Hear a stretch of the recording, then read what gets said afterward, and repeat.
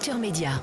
Alors Plantu, votre année 2023 sort demain et est intitulée Marianne, ne vois-tu rien venir, avec ce dessin en couverture de Marianne qui chante encerclée par des unités de la BRI, c'est ça? Exactement. Vous pensez qu'on est en train d'aller vers une société ultra sécuritaire? C'est ça ce que vous voyez venir, vous?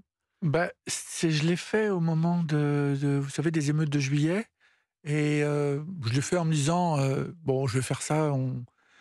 C'était l'ambiance du jour et puis après je me suis rendu compte que c'était peut-être ce vers quoi nous allions et c'est Mmh. la raison pour laquelle j'ai aussi dessiné une Marianne, qui, comme vous savez, dans le conte de Perrault, qui ne vois-tu rien venir? Oui, elle chante, ouais.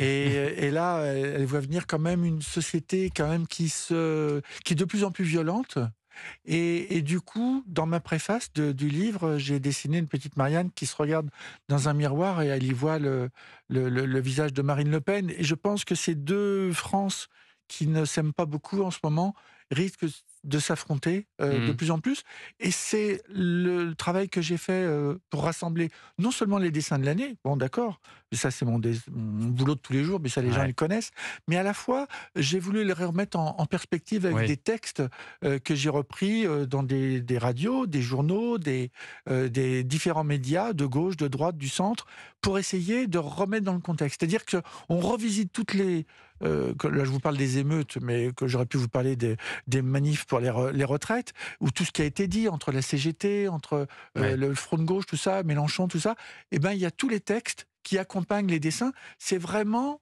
moi-même, quand je fais ce boulot-là, je fais ça pendant l'été, hein, ça me refait visiter tout ce que je devrais connaître par cœur. Des fois, ah oui, c'était il y a On a 3 déjà mois, oublié, et ouais. j'ai déjà un peu La réforme oublié, des et retraites, le par bouquin, il exemple, est là pour ça. on a l'impression que c'était il y a C'est très loin, longtemps, cette ouais. réforme des retraites. Ouais. C'était pourtant cette année. Votre premier dessin dans Le Monde, c'était en 1972. Donc, ce qui est bien avec vous, c'est que vous avez un peu de recul et de mémoire. Et par exemple, sur la réforme des retraites, vous dessinez des manifestants. Et en tête de cortège, des élus, poing levé. Et l'un d'eux qui dit à son collègue, tu leur as dit que quand on serait au pouvoir, on n'y toucherait pas à la retraite à 64 Oui. ans. On vous sent un petit peu désabusé sur cette classe politique. Déterminé, désabusé, déterminé. Je pense pas une seconde, que les gens qui ont fait croire à leurs électeurs qu'ils ramèneraient la retraite à 60 ans, le feront. Le front vraiment. Jamais ils le feront. Ouais. Et même, je vais même vous dire, ils la passeront à 75. 75 ans. Dans 30 ans, Oui, ça. dans 30 ans, Ah je ouais. suis sûr Ah oui. que et ils se réveilleront en disant: «Tu te souviens qu'on avait milité Ouais, contre, à une époque. les 62 ans, 64 ans et on est en train de le faire pour 75 ans». Hmm. Ils le feront et ils font semblant de faire croire à leurs électeurs qu'ils vont faire le contraire et ça, c'est quand même profondément malhonnête. Mais comme vous dites, ça fait 50 ans que je suis, Vous l'actualité, avez un peu de au jour recul. le jour et vous voyez, par exemple, même dans mon journal que j'aime tant, Le Monde, j'ai fait des dessins au moment contre la burqa, et donc la gauche à l'époque était contre la loi de Sarkozy qui voulait militer, contre, le port de la burqa en France. Mais quand la gauche est arrivée au pouvoir, il n'y a pas touché à la loi, Hmm. alors qu'elle a manifesté contre. Ouais, Et bien moi, sûr. je trouve que ça m'a donné un peu une ouverture d'esprit, j'espère, mais en tout cas des yeux qui me permettent de voir la vie politique que j'aime, parce que Hmm. j'aime les femmes et les hommes politiques, mais à la fois, faut pas me la jouer. Je peux pas avaler n'importe quoi non plus. Et c'est cette liberté qu'on Et c'est ce que aime raconte chez le vous, bouquin. Plantu. On va continuer à parler de votre année 2023. Ce sera juste après la session de rattrapage de l'excellent Jean-Luc Lemoyne. À tout de suite sur Europe. Europe 1. Vous écoutez Culture Média sur Europe 1 avec Thomas Hill et avec votre invité Thomas. Vous recevez le dessinateur Plantu avec qui on retrace l'année 2023 dans ce livre en librairie demain paru chez Calman Lévy. Marianne, n'as-tu rien vu venir? Et puis vous ressortez de vos archives Plantu quelques anciens dessins aussi qui restent d'actualité. C'est assez marquant ça à voir. Par exemple ce dessin qui date de 1988 avec un professeur qui a le dos taché d'encre, d'insultes, le costume déchiré. Il a même carrément un poignard dans le dos et il dit à l'un de ses collègues: je leur donnerais bien 100 lignes à copier, mais l'idée de vilipender ou de gourmander ces petits êtres m'est insupportable. Déjà on parlait de crise de l'autorité à l'école à l'époque. Bien entendu, et bien entendu, déjà à l'époque, on se moquait de cette, manière de ne pas voir monter les choses. Parce que moi, je vais beaucoup dans les écoles Ouais. et on voit, la montée des incompréhensions qui se sont installées depuis un certain temps et quand j'ai fait ce dessin-là dans les années 70, c'était vraiment quelque chose de... C'était dans le monde de l'éducation, et dans le monde de l'éducation, qui est le même journal. Et moi, je voyais bien qu'il fallait quand même ouvrir un peu les yeux sur les incompréhensions et sur... regardez, là, il n'y a pas longtemps, j'étais allé à Trappes.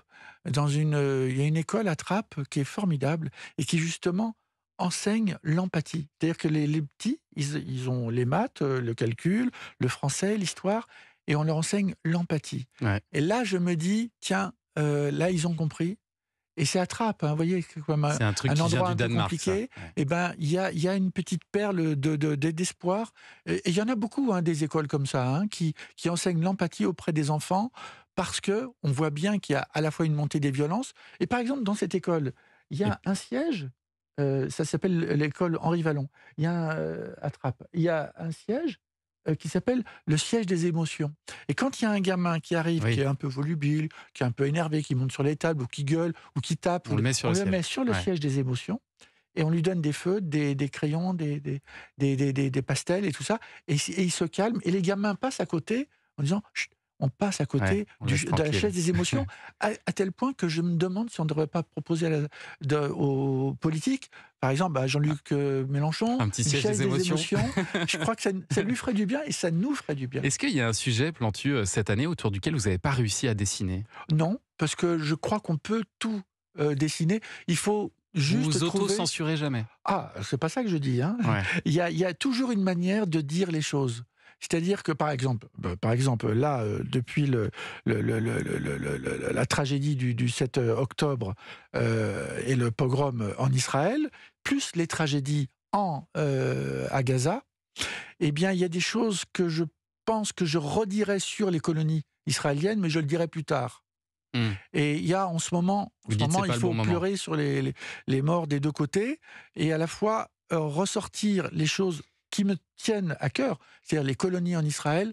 Je le dirai, mais je le redirai, Ouais. parce que j'ai toujours dit depuis Il faut aussi 40 ans. choisir son moment. Oui, c'est comme quand on va à l'enterrement de quelqu'un. Ouais. On va pas à l'enterrement en disant « Ah oui, mais d'ailleurs, il me devait 100 €. » C'est pas le jour, on va le dire après. Mais je me dis, là, on est typiquement sur un sujet qui doit être très compliqué pour un dessinateur, parce qu'un dessin, c'est forcément un petit peu réducteur. Toujours. Or, ce conflit, il est extrêmement Oui. complexe. Comment Oui. vous arrivez à résoudre ce problème? Il faut juste se mettre à la place des autres qui pourraient ne pas comprendre. Et il faut raconter. C'est pas difficile. Moi, mon boulot, c'est presque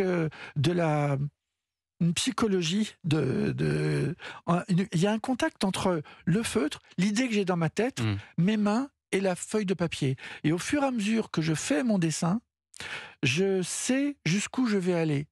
Et je dis, ah oui, mais là, c'est peut-être un peu trop, ou peut-être que je le ferai un peu, mais la semaine prochaine, pas pour le moment. Et il y a un moment, il y a une conversation qui se fait. Je vous dis, c'est presque un cours de dessin que je suis en train de vous faire, parce que les gens qui me disent, je ne sais pas dessiner, je vous le dis tout de suite, ce n'est pas vrai. Ce n'est pas vrai. J'ai même fait dessiner François Hollande.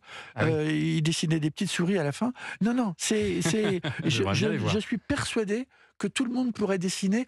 Je ne dis pas que tout le monde pourrait faire du Michel-Ange, mais tout le monde peut dessiner. Ouais. Bon, c'est une bonne nouvelle ce matin. Plantu est l'invité de Culture Média. Dans un instant sur Europe 1, le journal de Julien Pichenet, le journal des médias. À tout de suite.